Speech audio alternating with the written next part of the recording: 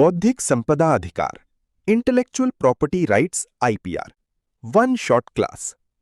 नमस्ते दोस्तों, आज की इस क्लास में हम बौद्धिक संपदा अधिकार यानी आईपीआर के उन सभी महत्वपूर्ण कॉन्सेप्ट्स और पिछले सालों के सवालों को कवर करेंगे जो आपकी परीक्षाओं जैसे एआईबीई, जुडिशरी या लॉ एग्जाम्स के लिए बेहद जरूरी हैं। आईपीआर एक ऐसा विषय है जहां से बेहद सीधे और स्कोरिंग सवाल पूछे जाते हैं। तो चलिए बिना किसी देरी के इसे आसान शब्दों में समझते हैं। बौद्धिक संपदा क्या है? जब कोई व्यक्ति अपने दिमाग, बुद्धिमत्ता और रचनात्मकता यानी इंटेलेक्ट और क्रिएटिविटी का इस्तेमाल करके कुछ नया बनाता है, तो उसे उसकी बौद्धिक संपदा कहा जाता है। कानून ऐसे क्रिएटर्स को एक विशेष अधिकार देता है, यानी एक्सक्लूसिव राइट देता है, ताकि कोई दूसरा उनकी मेहनत का गलत फायदा ना उठा सके। 2. भारत में आईपीआर के 6 प्रमुख प्रकार। भारत में बौद्धिक संपदा को मुख्य रूप से 6 भागों में बांटा गया है। पेटेंट किसे मिलता है? किसी भी नए और उपयोगी आविष्कार यानी इन्वेंशन या नई तकनीकी प्रक्रिया को। समय सीमा 20 वर्ष के लिए।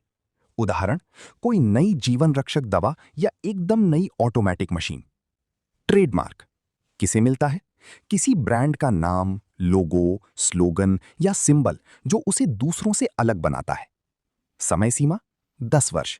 इसे हर 10 साल बाद रिन्यू कराया जा सकता है। उदाहरण, नाइकी का राइट क्लिक मार्क या एप्पल कंपनी का कटा हुआ सेब। कॉपीराइट किसे मिलता है? मूल साहित्यिक, कलात्मक, संगीत या फिल्मी काम को, यानी ओरिजिनल क्रिएटिव वर्क को। समय सीमा लेखक का पूरा जीवन काल प्लस उसकी मृत्यु के बाद 60 वर्ष। उदाहरण, किताबें, गाने, पेंटिंग्स और कंप्यूटर सॉफ्टवेयर। औद्योगिक डिजाइन, इंडस्ट्रियल डिजाइन्स किसे मिलता है?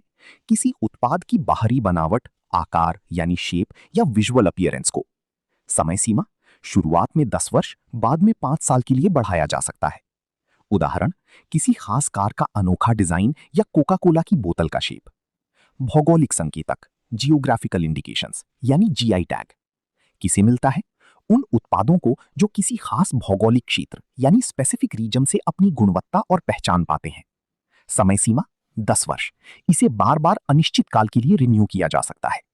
उदाहरण, दार्जिलिंग की चाय, बनारसी साड़ी या Kashmiri pashmina shawl. Trade secret किसे मिलता है? व्यवसाय की ऐसी गुप्त जानकारी या फॉर्मूला जो उसे बाजार में दूसरों से आगे रखता है। समय सीमा जब तक वह जानकारी गुप्त यानी सीक्रेट रहती है।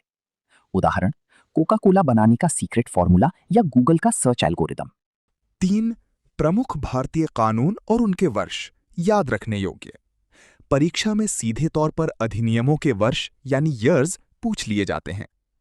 4 महत्वपूर्ण अंतर्राष्ट्रीय संधियां यानी इंटरनेशनल ट्रीटीज।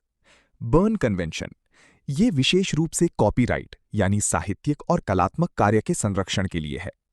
पेरिस कन्वेंशन, ये औद्योगिक संपदा यानी पेटेंट और ट्रेडमार्क के लिए है।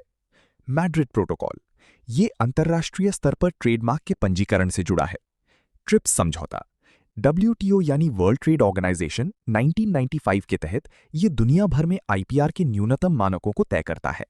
परीक्षा के लिए महत्वपूर्ण सवाल और लैंडमार्क केसेस। प्रमुख केसेस, नोवार्टिस एजी बनाम भारत संघ। ये भारत का एक ऐतिहासिक मामला है जो पेटेंट कानून, विशेषकर दवाओं के पेटेंट और एवरग्रीनिंग रोकने से संबंधित है।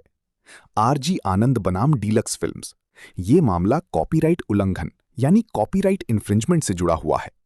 कुछ महत्वपूर्ण तथ्य, क्या पेटेंट नहीं कराया जा सकता? भारत में किसी भी प्रकार के गणितीय सूत्र यानी मैथमेटिकल फॉर्मूला या खोज को पेटेंट नहीं कराया जा सकता। पासिंग ऑफ क्या है? ये बिना रजिस्ट्रेशन वाले ट्रेडमार्क्स यानी अनरजिस्टर्ड ट्रेडमार्क्स की गुडविल को बाजार में धोखाधड़ी से बचाने का एक कानूनी उपाय है। Conclusion. So friends, that was a quick and comprehensive one-shot summary of IPR. Make sure to revise it thoroughly as questions from this topic are bound to appear in your exams. If you are satisfied with the information we have provided, please like and subscribe to our FinLex Guru YouTube channel. We'll see you in the next video. Thank you.